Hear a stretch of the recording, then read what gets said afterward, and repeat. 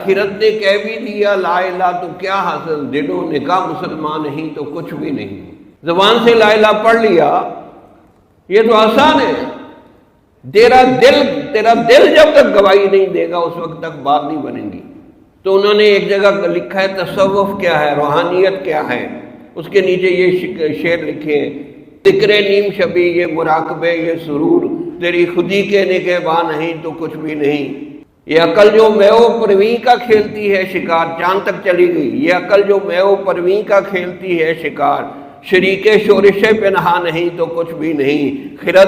عقل نے خرد نے کہہ بھی دیا لا الہ تو کیا حاصل، دل و نکاح مسلمان نہیں تو کچھ بھی نہیں۔